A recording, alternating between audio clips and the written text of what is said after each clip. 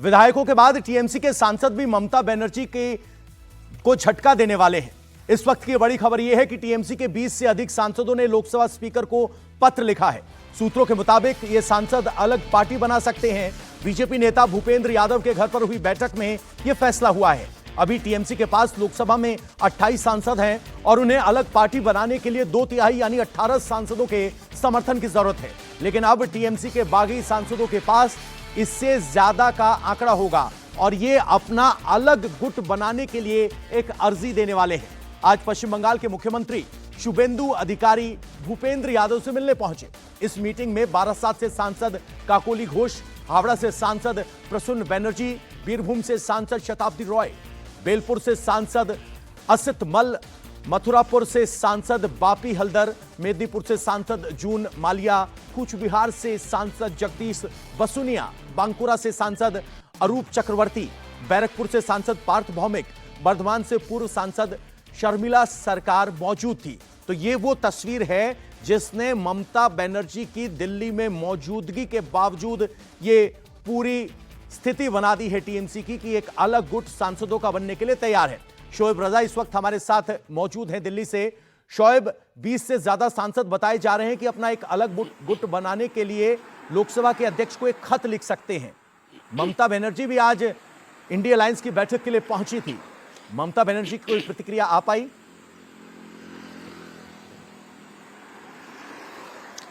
बिल्कुल, देखिए पवन, बड़ी बात यह है कि जहां पर ये मीटिंग चल रही थी 9 मोतीलाल नेहरू मार्ग, वहां से कॉन्स्टिट्यूशन क्लब की दूरी 5 से 6 मिनट की दूरी है।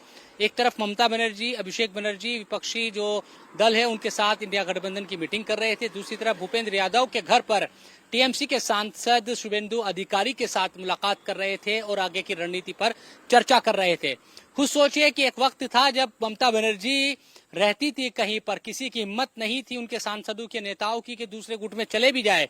यहाँ तो गुट में गए भी, मीटिंग भी हुई, आगे की रणनीति भी हुई और बीजेपी के जो बड़े नेता है उन्होंने हमें बताया कि पार्टी नहीं बचेगी, टीएमसी नहीं बचने वाली है। उनकी तरफ से ये भी कहा गया कि हमारे पास अब पर्याप्त टीएमसी के सांसदों की तादाद है और बहुत जल्द पार्टी टूट जाएगी और तमाम जो सांसद है उनका लिखा हुआ जो लेटर दस्तखत के साथ वो स्पीकर के पास पहुंचेगा। तो ये तमाम चीजें दिल्ली में हो रही है। पहले विधायकों को हमने टूटते हुए देखा। सवाल ये है कि विधायक टूटे, सांसद टूटने वाले हैं। दिल्ली जब ममता दीदी आई तो उम्मीद की गई थी कि दिल्ली ममता दीदी आएंगी तो मुलाकात करेंगी। पहले जब भी दिल्ली आती थी तो चाय पर मिलती थी अपने सांसदों से। क्या ममता बनर्जी की तरफ से कोई कोशिश की गई या सबको कह दिया गया कि आप तय करें, या कोशिश नाकाम हो गई? बिल्कुल, देखिए कल कोशिश की गई। कल जब ममता बनर्जी आई और अभिषेक बनर्जी आए तो उम्मीद यही थी कि शायद जो हालात कोलकाता में नजर आ रहे हैं दिल्ली में उस तरह के हालात ना हो, कम से कम कोशिश की जाएगी। लेकिन कोई सुन नहीं रहा है। अब किसी भी तरह से जो सांसद है वो आपस में बातचीत कर रहे हैं, उनको आगे क्या करना है यही चीजें यहाँ पर नजर भी आई। भूपेंद्र यादव के घर सीधा मुख्यमंत्री जो शुभेंदु अधिकारी है वो एयरपोर्ट से सीधा उनके घर पहुंचे। यहाँ मैं इस वक्त मौजूद हूँ यहीं पर 9 मोतीलाल नेहरू मार्ग और यहीं पर आकर वो मीटिंग करते हैं। आमने सामने मुलाकात होती है सांसदों की, शुभेंदु अधिकारी के साथ पूरी बातचीत होती है। आगे किस तरह से करना है, कैसे काम रहेगा, क्या चीजें रहेगी, क्या भूमिका रहेगी, उन तमाम चीजों को लेकर चर्चाएं होती है। बिल्कुल। और हमारे साथ देवेंद्र पराशर हमारे पॉलिटिकल एडिटर जुड़ गए हैं। देवेंद्र, भूपेंद्र यादव के घर पर टीएमसी के सांसदों की मुलाकात होना और वहां शुभेंदु अधिकारी की मौजूदगी होना, क्या मायने निकाले जाएं? निश्चित रूप से टीएमसी के अलग ग्रुप बनने की एक प्रक्रिया है। ये उस पर मुहर नहीं है, क्योंकि स्ट्रेंथ के हिसाब से बात करें तो अभी तक सोर्सेज से जो जानकारी मिल पा रही है उसके हिसाब से जो नंबर्स होना चाहिए और 20 का आंकड़ा वो इन लोगों के पास शायद अभी नहीं है, कम से कम उस रूप में अभी तक सामने नहीं आया है। तो उस लिहाज से समझ सकते हैं कि इस बैठक में भूपेंद्र यादव जो कि बंगाल में बीजेपी के चुनाव प्रभारी तो थे ही, साथ ही साथ कानूनी मामले के भी बहुत जानकार हैं, खुद अधिवक्ता रहे हैं वो, तो उस कंडीशन में उनको ये भारत के संवैधानिक प्रक्रिया की सारी जानकारी रहती है और संभव है कि वो इन सांसदों को भी उस प्रक्रिया के बारे में बता रहे होंगे कि कितने सांसद आपके पास होने चाहिए। तब आप अगर आप असंतुष्ट हैं और टीएमसी से एक अलग ग्रुप जैसा कि पश्चिम बंगाल में विधायकों के साथ हुआ उस तरह का ग्रुप अगर करना चाह रहे हैं तो ये उसके लिए प्रक्रिया होगी। अब ये देखना होगा कि क्या वो सारे सांसद आगे आने वाले दिनों में आ सकते हैं। आज इस बात को लेकर बहुत ज़्यादा चर्चा थी, लेकिन स्पीकर ओम बिरला ऑलरेडी चंडीगढ़ में हैं, कल वहाँ से वो आ रहे हैं, सेक्रेटरी जनरल भी उनके साथ ही हैं, तो निश्चित तौर पर आज तो कुछ नहीं हो रहा है। उस हिसाब से इतना बड़ा स्ट्रेंथ भी अभी तक नहीं दिखा। अभी तक अगर 10 सांसदों का स्ट्रेंथ दिख रहा है तो समझा जा सकता है कि ये नंबर्स अभी और बढ़ना होगा। ये संभव है कि सारे लोग वहाँ ना आए हों लेकिन असंतुष्ट हों, क्योंकि टीएमसी के ममता बनर्जी, अभिषेक बनर्जी या उनसे करीबी नेताओं के सोर्स को अगर आप टटोले तो ये समझ में आ रहा है कि उनके अंदर एक पैनिक ज़रूर है। हालांकि वो ये दावा कर रहे हैं कि जितने सांसद विधायक में बैठे हैं, जितने सांसद मीटिंग में बैठे हैं सभी का सभी असंतुष्ट नहीं है, वो छोड़ के चले जाएंगे, ऐसा नहीं होगा, वो वापस हमारे साथ रहेंगे। लेकिन वो एक पैनिक नज़र ज़रूर आ रहा है। उनकी एक कोशिश है कि पश्चिम बंगाल विधायकों वाली स्थिति यहाँ भी ना हो। दूसरी तरफ ये असंतुष्ट सांसद एकदम से अभिषेक बनर्जी के खासतौर पे छाया से बाहर निकलना चाहते हैं। अब देखना होगा कि नंबर्स उनके पास कब तक आ पाता है। देवेंद्र जी, एक बात हम समझना चाहते हैं, जो बंगाल में विधायकों ने अलग गुट बनाया उसमें बीजेपी की स्पष्ट भूमिका नहीं दिखाई दी। उन्होंने एक खत दिया, विधानसभा अध्यक्ष को अलग गुट की मान्यता दे दी गई, लेकिन यहां बंगाल में बीजेपी चुनाव प्रभारी के घर पर बैठक होना, बंगाल के मुख्यमंत्री का यहां आना, तस्वीरों का जारी होना, ये क्या संकेत देने की कोशिश की जा रही है? ये निश्चित तौर पे ये इस बैठक के मार्फत टीएमसी के वैसे असंतुष्ट सांसद जो कि अपने फ्यूचर के हिसाब से थोड़े असमंजस में हों, उनको ये ना समझ में आ रहा हो कि उनको कितना आगे जाना है, कितनी दूर तक आगे जाना है, अगर वो आगे चले आए तो आगे हाथ थामने वाला कौन होगा, क्या कोई सपोर्ट सिस्टम रहेगा। इस तरह का जो असमंजस या भ्रम होगा वो ऐसी बैठकों के मार्फत एकदम से दूर होगी कि अगर वो ये सोचेंगे कि टीएमसी के अंदर वो एक अपना अलग धड़ा बनाते हैं तो पश्चिम बंगाल की जो सरकार है, वहाँ के जो मुख्यमंत्री हैं, उनके साथ डेवलपमेंट के इश्यूज़ पे उनका कम्युनिकेशन एक रहेगा। और दूसरी चीज़ की राष्ट्रीय स्तर पर भी देखें कि अगर भूपेंद्र यादव वहाँ पर बैठ रहे हैं, भूपेंद्र यादव के साथ वो बैठ रहे हैं, तो ठीक है कि कहने को तो यही कहा जाए कि भूपेंद्र यादव केंद्रीय मंत्री हैं, सांसद उनसे मिले थे, लेकिन अंदर खाने हम सभी जानते हैं कि वो क्यों मिले थे, किस लिए मिले थे। तो उस लिहाज से वहाँ भी उनको एक एश्योरेंस रहेगा कि बीजेपी के टॉप लीडरशिप के साथ वो एक कम्युनिकेशन में है। दल हालांकि तब भी उनका अलग ही रहेगा, वो टीएमसी के सांसद ही रहेंगे। ऐसा नहीं है कि बीजेपी उन सांसदों को अपने साथ जोड़ने के लिए या अपने साथ शामिल कराने के लिए ललायत है या ललायत करना जा रही है या उसके किसी प्लान में है, ऐसा बिल्कुल नहीं है। उनको वो एक अलग धड़ा बनाना होगा और वहाँ पर वो अगर अभिषेक बनर्जी के छाया से बाहर आना चाहते हैं तो निश्चित तौर पे उनके पास वो नंबर्स होना चाहिए जिसके आधार पर वो दावा कर सकें कि असली टीएमसी वही हैं, जिसके लिए उनकी कोशिश चलती नजर आ रही है।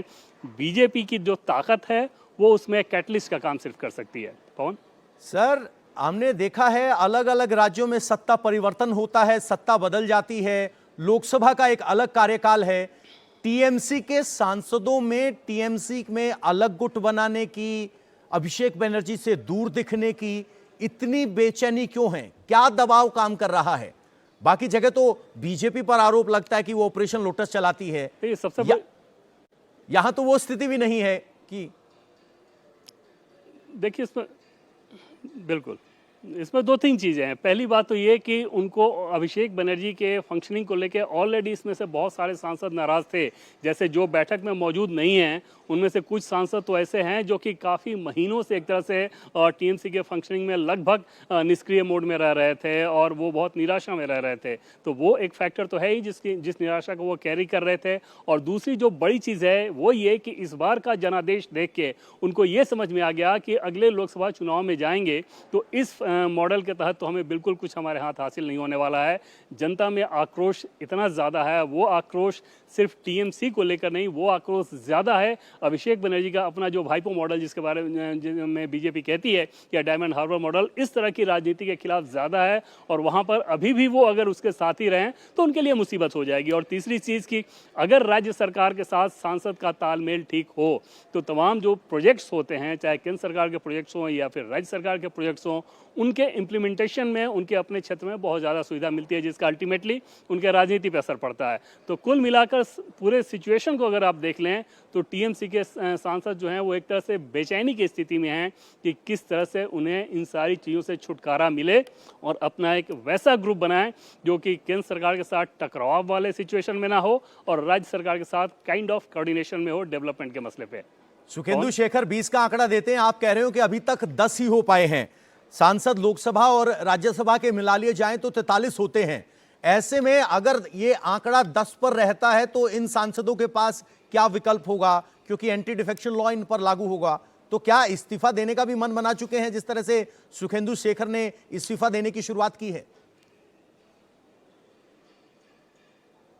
देखिए, राज्यसभा और लोकसभा इन दोनों में इस्तीफे को लेकर बड़ा फर्क रहेगा। राज्यसभा में क्या होगा कि जैसे शुभेंदु शेखर राय ने इस्तीफा दे दिया, अब इसके बाद जब चुनाव होगा वहां पर, तो क्योंकि उपचुनाव होगा उसमें बीजेपी के पास विधायकों का स्ट्रेंथ है तो बहुत आसानी से वो जीत कर आ सकते हैं। लोकसभा में वैसी स्थिति नहीं होने जा रही है। लोकसभा में अगर टीएमसी के सांसद इस्तीफा देंगे तो वहां पर बिल्कुल ये नहीं होगा कि उनको बीजेपी अपना कैंडिडेट बना देगी, और ना ही ये होगा कि बीजेपी उसी चेहरे के साथ लोकसभा चुनाव में जाएगी या फिर टीएमसी अपना कोई कैंडिडेट नहीं देगी। तो लोकसभा में इस्तीफा देकर और फिर उसके बाद दोबारा चुनाव में जाना ये आसान काम नहीं होता। ये बीजेपी भी बिल्कुल नहीं चाहेगी और टीएमसी के वैसे सांसद भी नहीं चाहेंगे। उनके लिए उनकी कोशिश सिर्फ ये रहेगी कि अगले 3 साल तक अपनी सदस्यता बचाए रखें और चुनाव से पहले जो कुछ करना हो उनमें से कुछ अच्छे चेहरों को बीजेपी ले सकती है, जहां पर जिस क्षेत्र में उनके पास अपना कैंडिडेट ना हो, अगर वो बीजेपी में आना चाहें तो। राज्यसभा में स्थिति बिल्कुल अलग है, क्योंकि वहां पर जब भी उपचुनाव होगा तो जैसा कि उड़ीसा के केस में भी आपने देखा कि बीजेडी के लोग बीजेडी के सांसद बीजेडी से इस्तीफा देते थे, उसके बाद बीजेपी उनको कैंडिडेट बनाती थी और विधायकों के बहुमत पर वह चुनकर दोबारा आ जाते थे। वहां पर नंबर्स 13 है, लेकिन यहाँ लोकसभा वाला नंबर्स ज़्यादा मायने रखता है। हालांकि आज की मीटिंग में जो लोग पवन दिखे, ये ऐसा नहीं है कि सिर्फ इतना ही स्ट्रेंथ होगा, संभव है कि कुछ और भी लोग हों जो कि मन में ये पाले हों, लेकिन विजिबल अभी तक नहीं हुआ है। उस लिहाज से हम लोग 10 के नंबर की बात कर रहे हैं। और दूसरी तरफ उनको हिम्मत दिलाने की कोशिश है, ये तस्वीर दिखाकर कि 10 है, अगर आप आना चाहते हैं तो आ जाइए। इस पर चर्चा आपसे आगे करेंगे। शोएब से एक सवाल ले लेते हैं। शोएब, राजनीति में कहा जाता है कि राजनीति इज ऑलवेज इन प्रोग्रेस। ये बैठक हो गई, 10 की गिनती सामने आ गई, मुख्यमंत्री आकर मीटिंग करके निकल लिए। ऐसा तो है नहीं कि बैठकें खत्म हो गई हैं। तो क्या टीएमसी के सांसद कोई बैठक कर रहे हैं, और क्या ममता बनर्जी की तरफ से इस पूरी सिचुएशन में कोई फायर फाइटिंग की जा रही, कोई एफर्ट किया जा रहा है, या ममता उस मोड में नजर आ रही हैं जिसको जाना है जाए, जो बचेगा उनसे पार्टी खड़ी की जाएगी? देखिए, अभी जो थोड़ी देर पहले एक बयान या एक खबर सामने आई थी कि टीएमसी के कुछ नेता ये कह रहे हैं कि जो सांसद नजर भी आ रहे हैं इस पूरी मीटिंग में, उनमें से कुछ वापस आ जाएंगे, वो ज्वाइन नहीं कर, वो अलग गुट के साथ शामिल नहीं होंगे। ये तमाम चीजें उनकी तरफ से कही जा रही है। तो ये बात दिखाता है कि टीएमसी भी ये चाह रही है कि किसी तरह से भी अपने कुनबे को बचा कर रखा जाए, जितने भी लोग बच सके, और जो एक दलबदलू कानून के तहत आने वाला नंबर है कि उस तक आसानी से ये कोशिश की जा रही है टीएमसी के जो टीएमसी के सांसद है कि वो कानून लागू ना हो, उस नंबर तक पहुंचा जाए। तो टीएमसी कोशिश कर रही है कि उस नंबर तक ना पहुंचने दिया जाए। तो ऐसा नहीं है कि वो अपनी चीजों को ऐसे ही छोड़ देगी, उसकी तरफ से भी टीएमसी की तरफ से कोशिश की जा रही है। अब चूंकि अभी इंडिया गठबंधन की मीटिंग हो गई है और ये तस्वीरें भी अब सामने आ चुकी है, कौन कौन चेहरे हैं। बिल्कुल, आज शाम ममता के लिए बड़ा चैलेंज ये है कि अपने कम से कम सांसदों से संपर्क तो कर लें, क्योंकि बहुत से दावे ये भी किए जा रहे हैं कि ममता अपने सांसदों तक संपर्क नहीं कर पा रही हैं। देवेंद्र और शोएब, आपका बहुत बहुत शुक्रिया इस पूरी जानकारी के लिए।